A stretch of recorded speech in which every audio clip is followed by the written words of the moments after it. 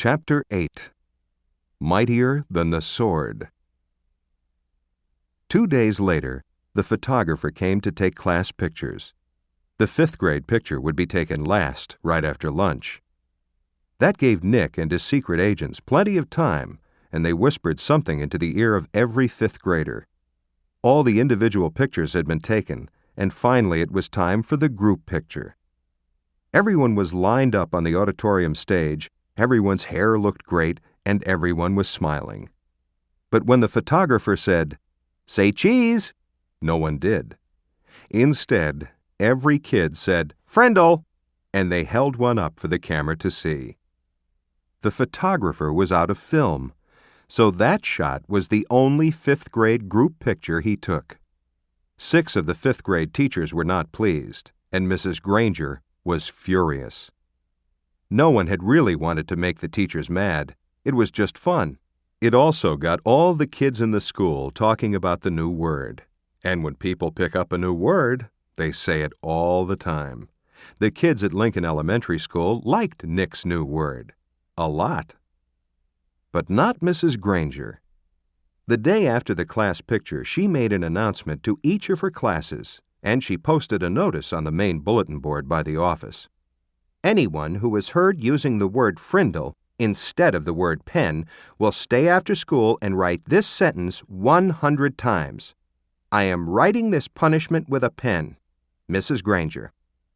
But that just made everyone want to use Nick's new word even more. Staying after school with the lone Granger became a badge of honor.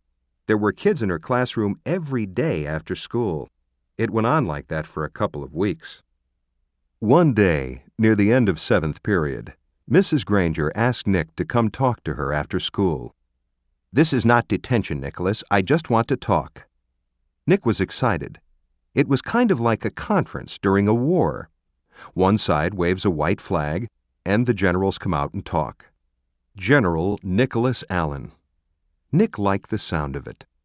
He stuck his head in Mrs. Granger's doorway after school. "You wanted to talk with me?" "Yes, Nicholas. Please come in and sit down." When he was settled, she looked at him and said, "Don't you think this Frindle business has gone far enough? It's just a disruption to the school, don't you think?" Nick swallowed hard, but he said, "I don't think there's anything wrong with it. It's just fun. And it really is a real word. It's not a bad word, just different. And besides, it's how words really change, isn't it? That's what you said." Mrs. Granger sighed. "It is how a word could be made up brand new, I suppose. But the word pen? Should it really be replaced by that other word? The word pen has a long, rich history. It comes from the Latin word for feather, pinna. It started to become our word pen because quills made from feathers were some of the first writing tools ever made. It's a word that comes from somewhere. It makes sense, Nicholas."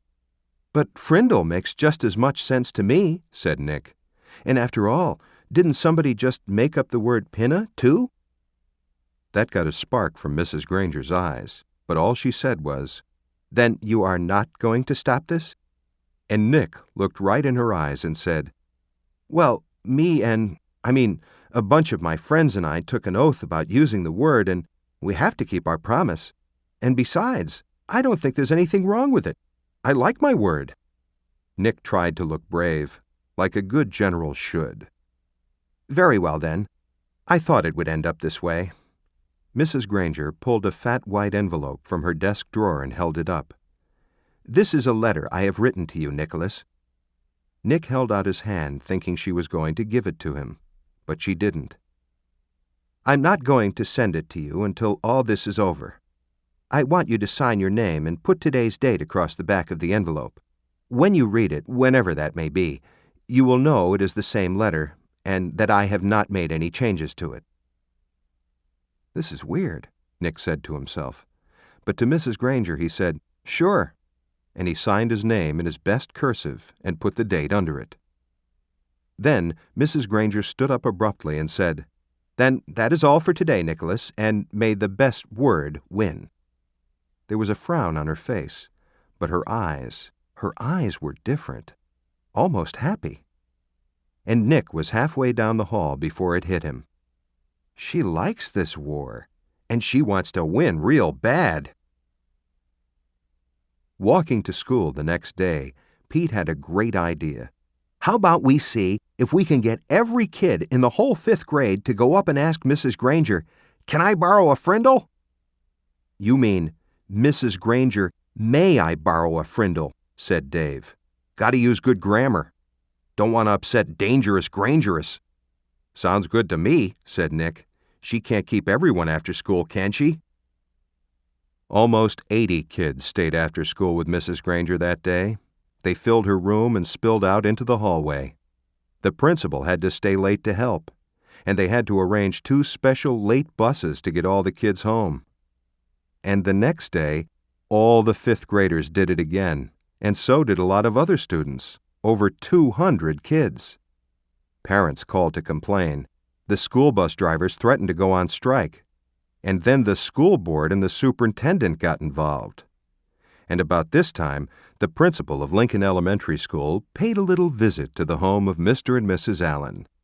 She wanted to talk to them about their son, the one in 5th grade, the one named Nick.